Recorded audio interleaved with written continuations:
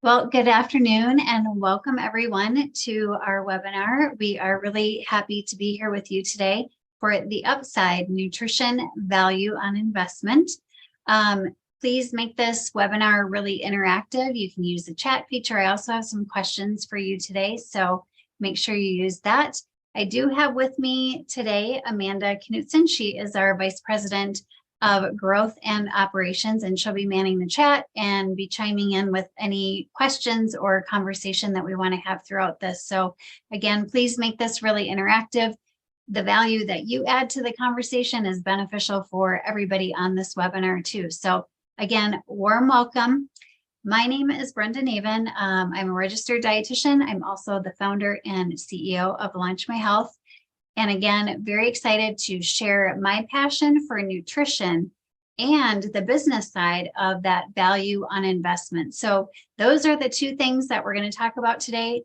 I will say, though, that this value on investment is such an important topic. What you're going to walk away with today, you can use for anything related to health and well-being strategies. So this is going to be a great tool for you, no matter what your purpose is. So I'm going to get into my introduction in just a few minutes, but I want to first talk about and I don't know why my slide is not moving forward. There we go. The agenda today. So first, what we're going to talk about is why nutrition. And again, my background is nutrition. That is what I know, breathe, and live. That was that was my purpose when I went to college, was to learn as much as I could about nutrition. And now we know today, nutrition is just on this trajectory of being so important and valuable in our health and our well-being. So we're going to talk about that from the business landscape and why you should care about it. But most importantly is bullet number 2. It's the 5-step process to getting a VOI. And again, this process you can use for anything that you want related to health and well-being, not just nutrition. But because my expertise and my background is nutrition, that's what we're going to focus on today. The third bullet on here is measuring what matters. And this is often, I think, one of the most difficult things for people to wrap their head around and to actually get to a measurement so that they can make decisions and they can keep on moving things forward with actual data. And then the last one, I'm going to give you an example of a real VOI that we had here at Launch My Health. So that will just kind of put this into practice for you, and you can see an example, which I think is really helpful. So I'm going to first get started with my introduction. I am, again, the CEO and the founder of Launch My Health. I am a registered dietitian. Also, just a shout out, if you do know any dietitian today, it is National Registered Dietitian and Nutritionist Day. So give a shout out to them if you do know a dietitian, and celebrating the importance of nutrition and all that dietitians do. It's also International Women's Day. So kudos to all of us women who are in the workforce, and I'm proud of our team. We have so many women working on our team at Launch My Health. But back to why Launch My Health. So again, I'm a registered dietitian, passionate about nutrition, but when I stepped into this career field, I thought that it was going to be much different than it actually was. And I found myself banging my head against the wall working in healthcare. And that's where I spent the majority of my career. And I started out as a bedside dietitian, moved into leadership roles, and eventually more system roles where I was influencing strategy, employee health and well-being benefits, and so much more. And I still found gaps in nutrition. And the gaps that I saw are listed on the right-hand side of the screen. Missing from nutrition in healthcare was that it's affordable, accessible, scalable, and the last one, most importantly, is an unprecedented end user experience. So many times in the world of nutrition, we're telling people what to do. People feel shame and blame and don't feel good about themselves. And so I wanted to create an unprecedented user experience where the end user found value in what we were actually doing. So that was the premise of starting Launch My Health. And we just celebrated our second full year and are moving into our third year now. So very excited about that. And a little bit about, of course, what is Launch My Health. We are talking about nutrition today, and then we're going to get into the meat of what we're talking about. But we're really putting the power of the fork to work for you. We have 3 areas that we offer programs in. Our big platform is our launch platform. It's culinary and clinical nutrition programs. We have video shorts, ebooks, and e-cookbooks. This is what the majority of our clients choose to do. And over on the right-hand side of the screen are the programs that we have related to nutrition and culinary education. These are all digital. They're available 24/7. They can be watched Netflix style, however people want to engage with our content. And what you will notice on here, which kind of gets a little bit into the why on nutrition too, is you won't see a weight loss program. You won't see a diabetes program, because if you start taking care of your health in an upstream fashion and what you actually value, weight loss, managing your blood sugar, all those kind of things are going to happen with any one of these programs. We don't have to call it out. Again, this is the end user experience I was talking about before. And then the other 2 things that we do at Launch My Health are virtual culinary and nutrition events, much like the webinar today, but we would have a chef actually cooking, and it might be some nutrition related content, and then also private nutrition coaching or those one-on-one private visits. So on to the why of nutrition. If we care about health, it is critical that we care about nutrition. Nutrition has had the biggest impact on our health in modern history. And this is from JAMA 2018, Burden of Disease. And nutrition is a determinant of our health. It's not a social determinant, it is a determinant. 80% of our mortality and morbidity is related to what we actually consume. And this is surprising to a lot of people. It is more has more impact on our health. And again, it's the disease and death than high blood pressure, than alcohol consumption, than cigarette smoking, than actually being overweight. So nutrition in and of itself is a determinant of our health. Now, social determinants determine whether we have access to healthy food, all those kinds of things. But nutrition in and of itself has the biggest impact. So that is one reason we all need to care about nutrition and have that in a comprehensive strategy around our employee health and well-being. So back to the word obesity, which I actually dislike the word obesity. It has very negative connotations to it. But this is new information that's released. According to the World Obesity Federation, what percentage of the world will be obese by 2035? And I want you to put your answer in the chat. So in a percentage, and to give you a little context, the current rate is 38%. So what percentage of the world will be obese by 2035? Please put your what you think. We've got some guesses. This is Amanda on the launch team. We've got a 45%, a 72%, got a 53%. Great. Another optimistic person thinking it's going to go down to 30%. Hey, if we take over if we start working on nutrition, maybe we actually can go down, but everybody's kind of like in that right category. The answer is 50%. So as of today, so in, about 12 years, we will be at 50% of our global population being obese. And that should be really scary for people and a reason for all of us to take action. But again, it's a multifactorial. Nutrition is a component of that.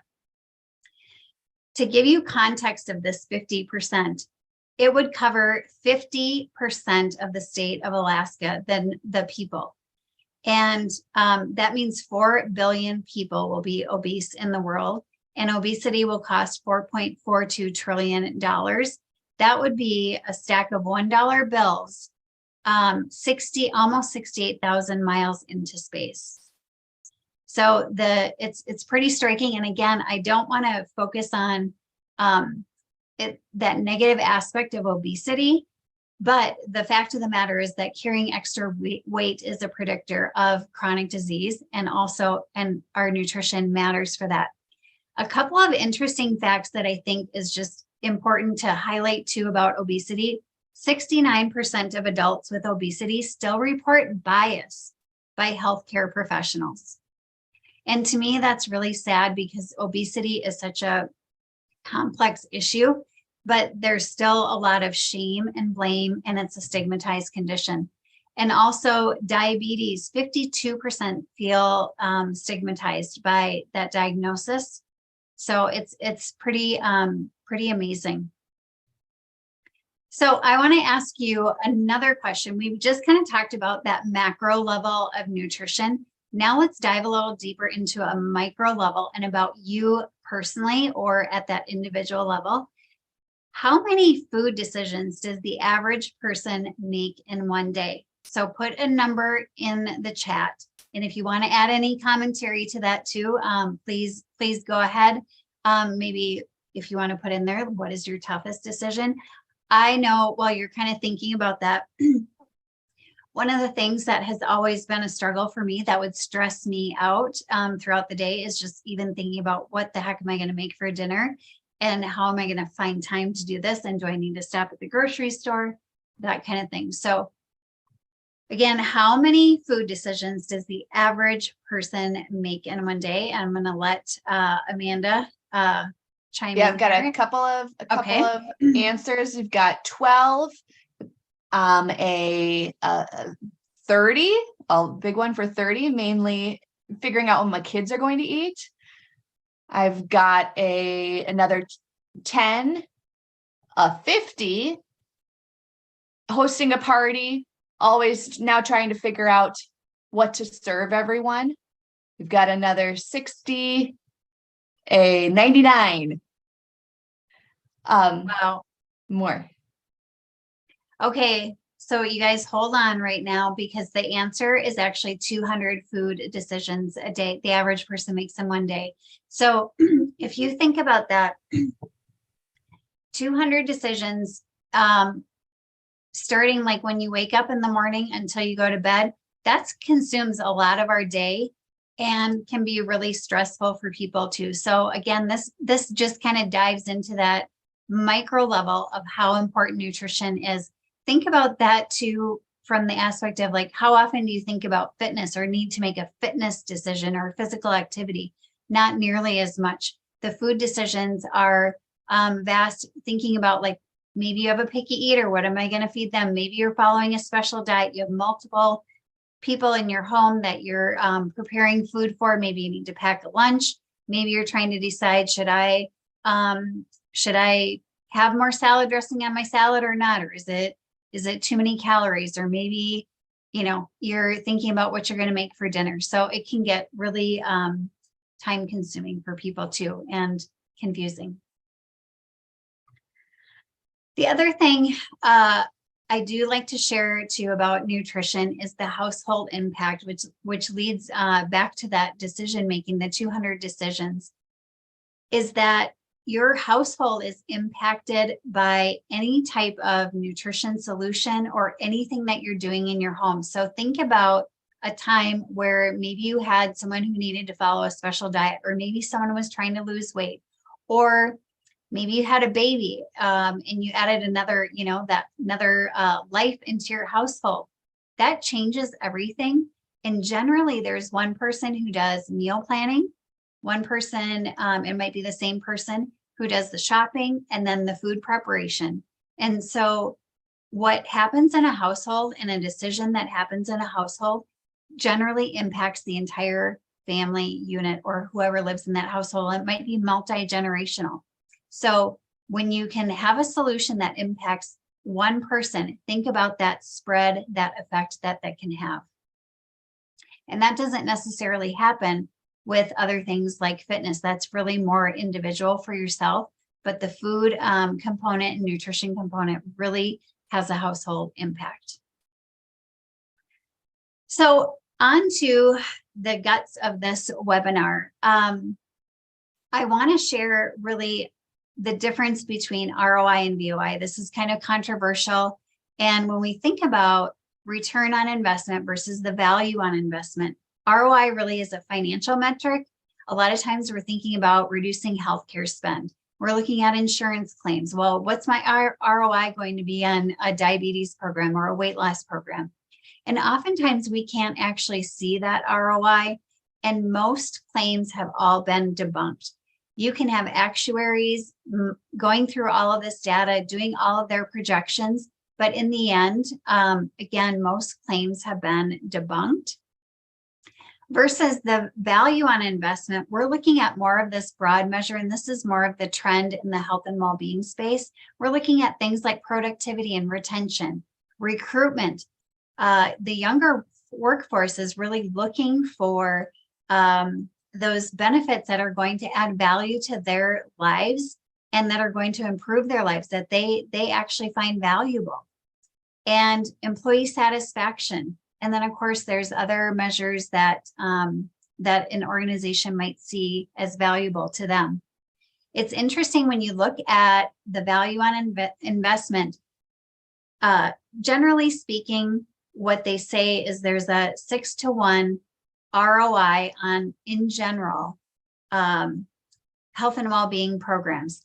And companies who have a focus on health and well-being programs have a 63% increase in financial sustainability and growth, 11% more revenue per employee per year, and 1.8 fewer days that they're absent from work. And so those are things that we can look at and measure more easily and still can have a financial metric that aren't focused on that healthcare spend and reducing claims, healthcare claims. So just something for everyone to think about on this webinar, what you're really looking at. Is it VOI or is it ROI? And again, if you're looking at vendors, no matter what it is in, a lot of the claims have been debunked and the movement is towards this value on investment. And that's what we're going to talk about today. So what are the 5 steps to getting a nutrition VOI? We have 3 elements that you really need to think about before you get started, and that is budget, timeline, and a decision maker. And it seems so simple, but I can't tell you how many times Amanda and I have had meetings with companies, organizations that don't have these 3 things figured out. And this is a big stumbling block, not only for someone who has a solution, but for that organization and that person who is really trying to improve their health and well-being for their company, not to have these things kind of figured out. So these are like the essentials. You have to have these 3 things figured out. And then as we move into this 5-step process, this is really based on my experience. And when I worked in healthcare, I started the employee health and well-being strategy, and we saw such significant improvement in so many different areas. And this is a transferable process that you can use for any type of health and well-being solution. And it comes down to 5 steps. It's your purpose, which is your why. And we all kind of talk about that in other aspects of business, like what is your why? But what is your why with your health and well-being strategy? Who is your audience? What are your objectives and what are the measurements for that? What are your goals? And then how do you have criteria to evaluate it? And it needs to be objective, and you need to be able to clearly evaluate one vendor against another to get that ROI you're looking for. Otherwise, you're just kind of spinning and you're in that hamster wheel. And that's why people think that solutions maybe don't work, because their values, their purpose is not aligned. And then the last step, of course, is making a decision. So we're going to walk through these 5 steps.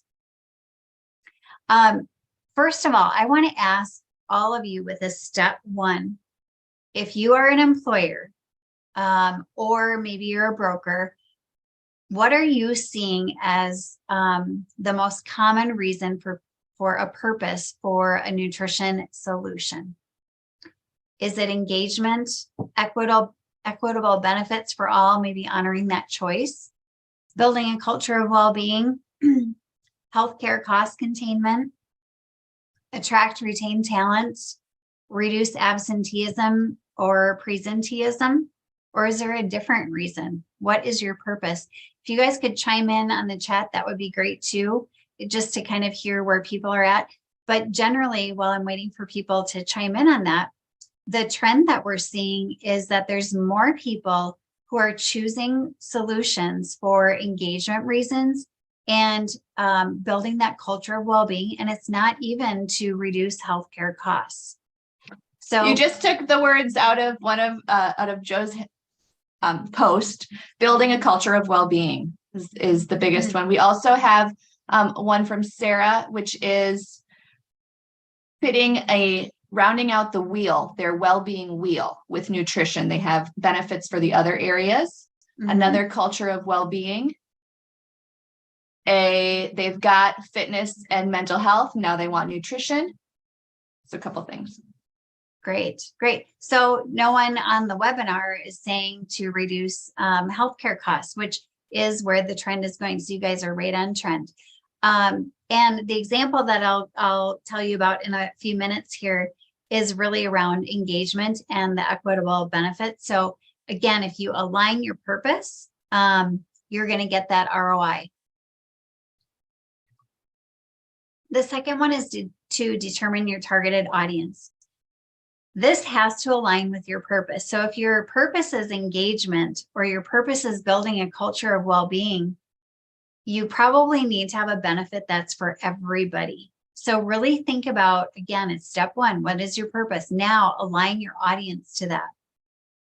And it might be, maybe you had an employee survey. I can take my experience back to working in healthcare, and we knew that our nurses really struggled and they had a really high turnover rate. And so we were trying to find solutions, and this isn't necessarily with nutrition, but and dig into that, like, why are they leaving and why is there so much turnover in that demographic, and what can we do to address that? So depending on your organization, again, it would be your purpose. And now we're looking at the audience that aligns with the purpose. So these all build upon each other. But remember that these have to, again, align, and remember budget considerations and equity.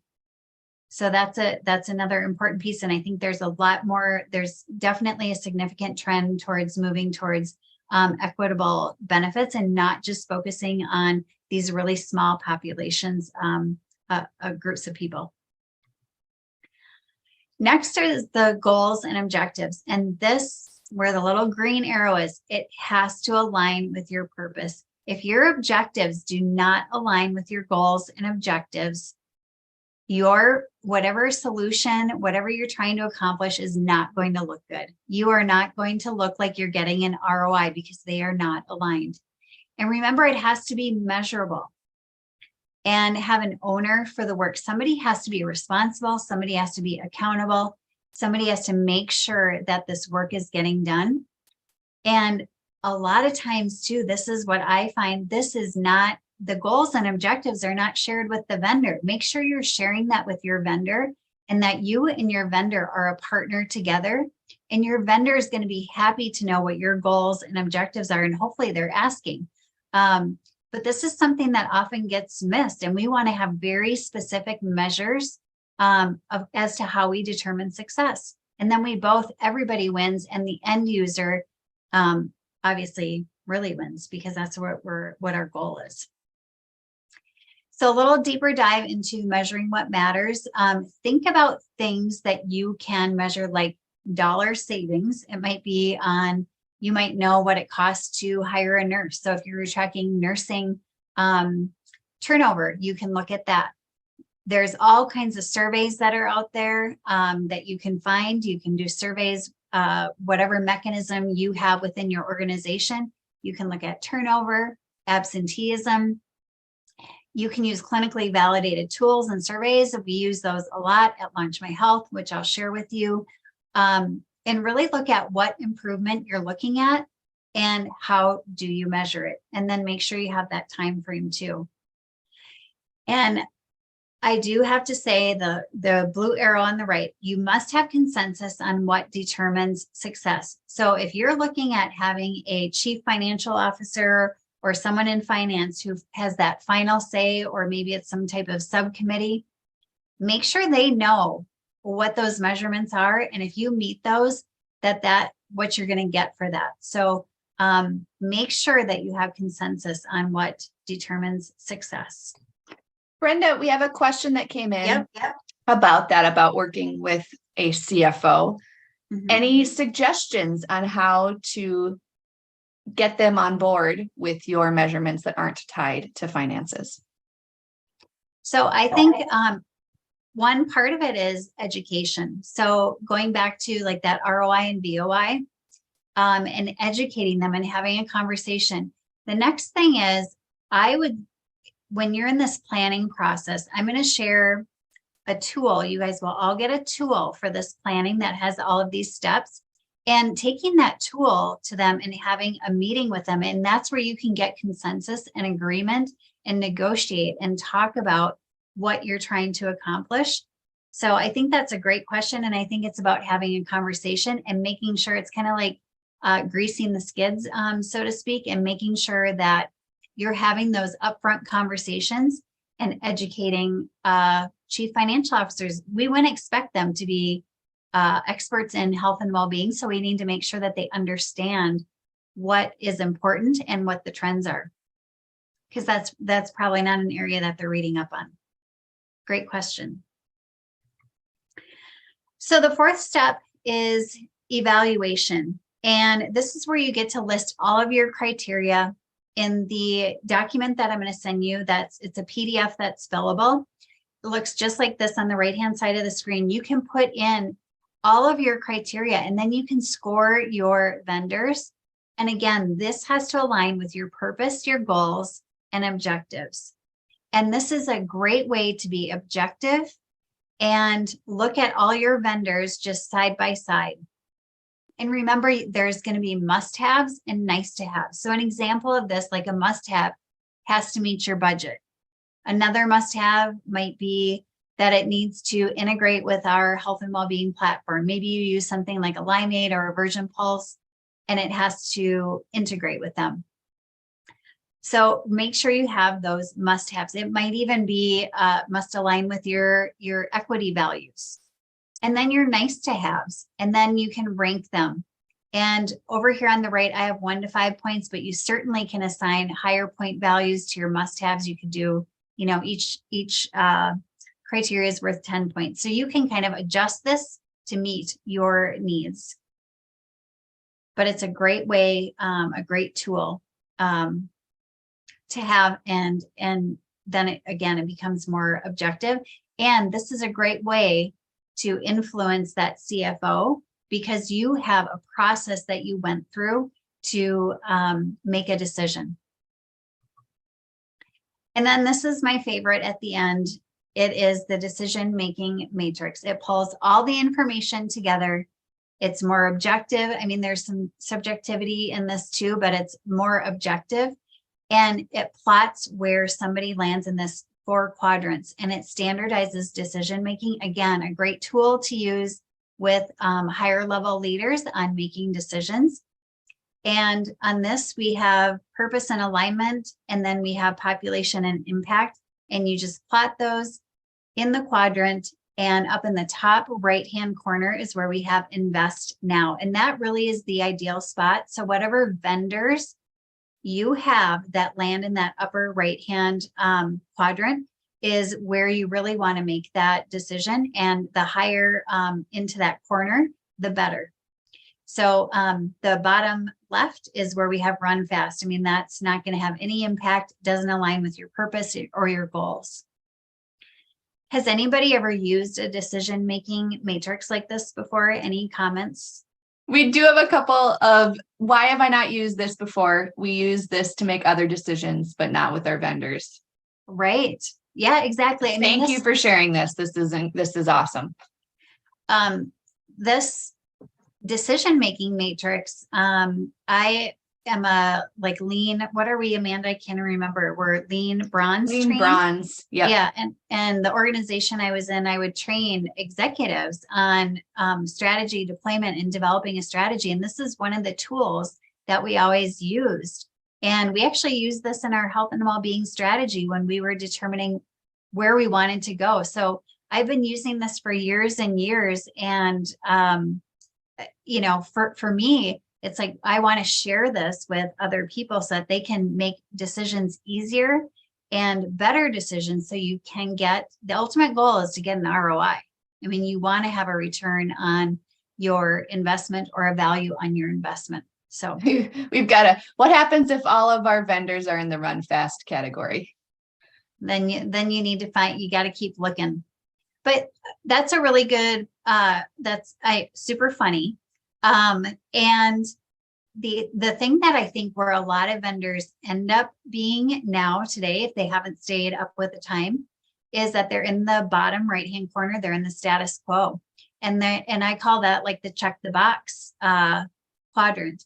And that is where like, hey, we need to have X amount of benefits, we have to offer this. And they just check the box and put it in the status quo. So it aligns with your purpose. And you're going to have, you know, but you're not going to have a lot of impact. And so then it really doesn't matter. So anyway, that's what I think a really good point.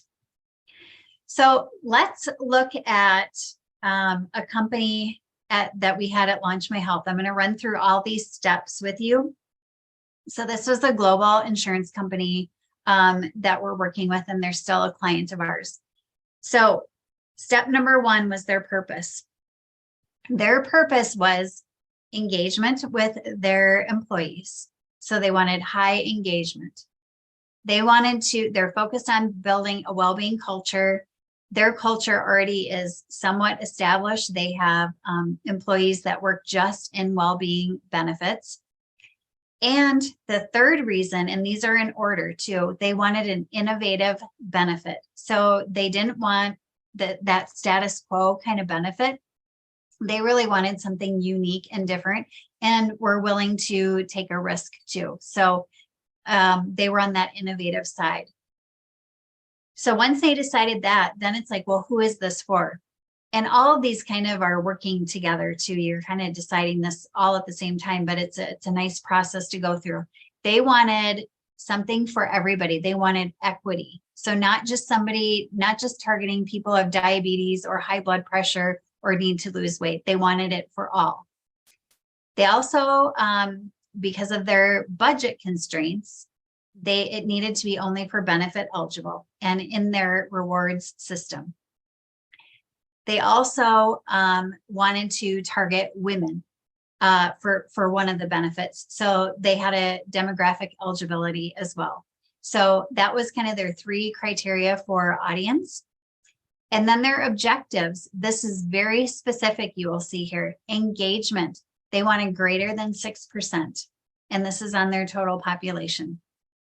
They wanted completion of programs greater than 30%. That's kind of their benchmark. And engagement, 6% was their benchmark. So it was great. This company had solid data on the past. They also wanted clinical outcomes, and they wanted to see improvement in that. They didn't necessarily have a specified amount, but they wanted to see that there was improvement. And then they wanted their employee experience to be above a 4 on a 5-point scale. So these are really clear objectives that we as a vendor could help them achieve and help them make a decision whether we were going to be the right fit. Because in all honesty, we all know that we're not going to be, I know that we won't be the right fit for certain organizations. And we want to make sure that a company has the right vendors that are going to meet their goals, their purpose, and the audience that they're trying to serve.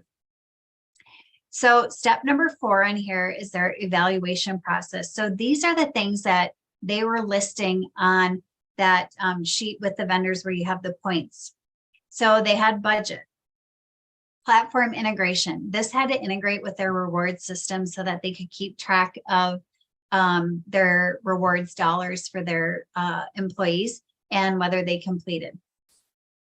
The third one on here, this was really interesting too. They wanted something that was customizable. They wanted to be able to do custom videos. They wanted to be able to edit language. They wanted to be able to add their logo.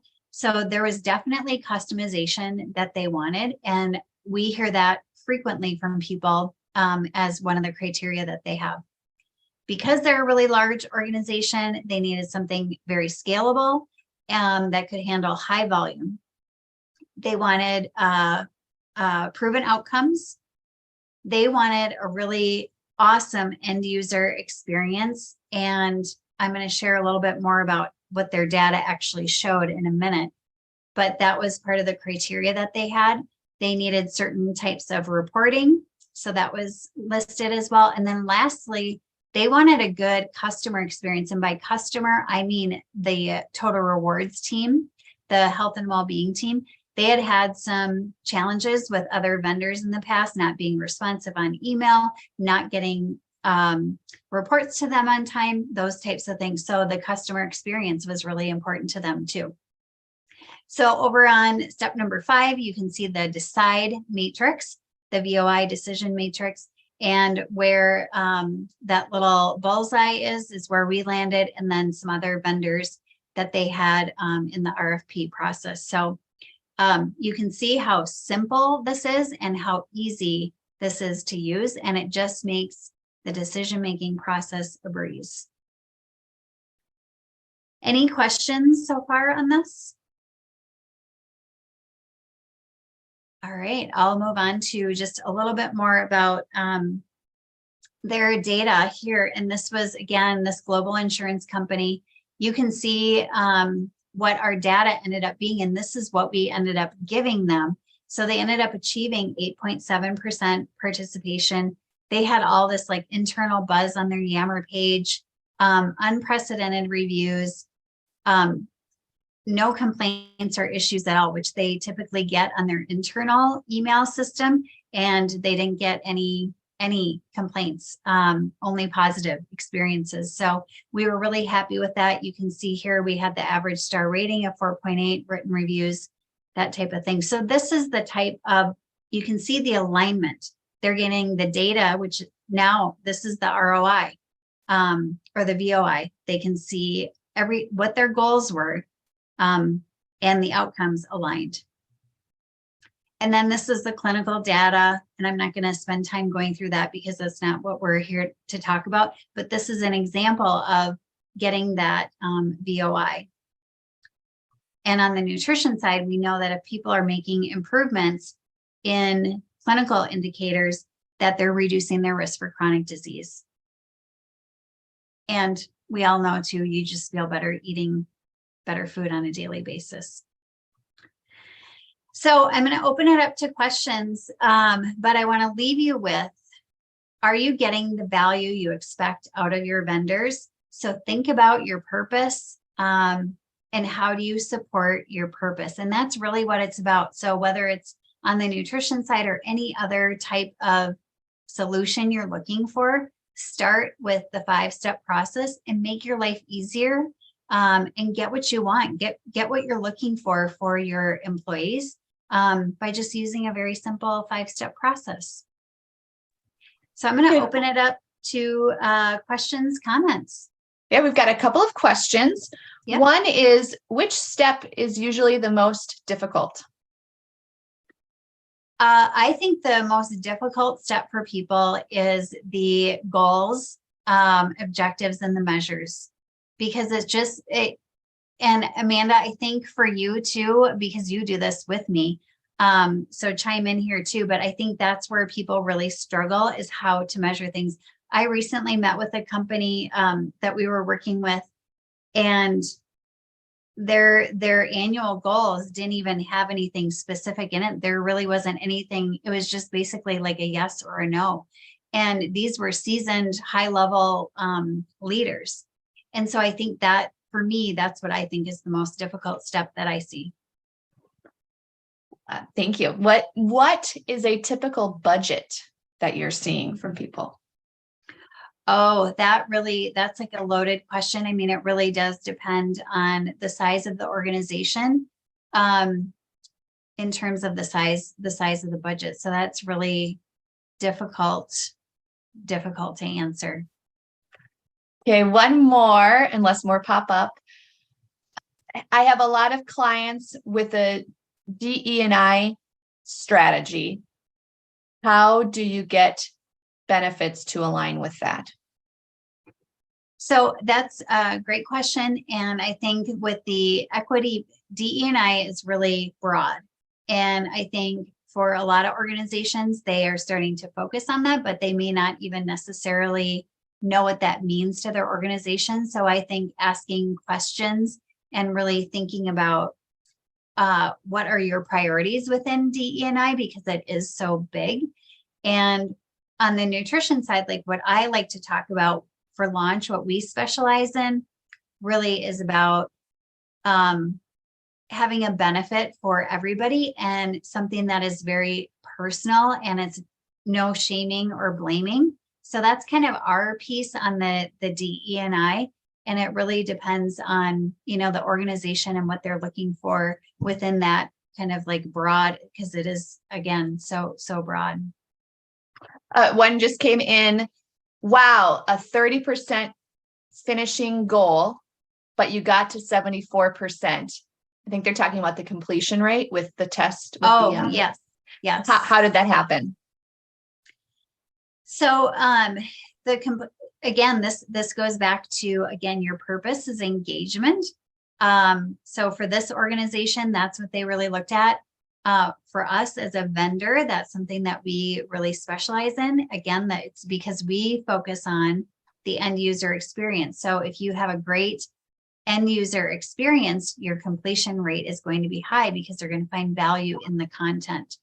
And there's other best practices that are, you know, fed into that too. But that having a 30% goal and reaching 74%, you know, we would agree we're absolutely thrilled with that. And I would just say, I think that we found with our data, once people signed up, once they actually started it, they don't quit. They go through it really fast because, I mean, Chef Jeremy is fun, and your mind is blown multiple times. That's all we got. Those are all the questions we have today. Great.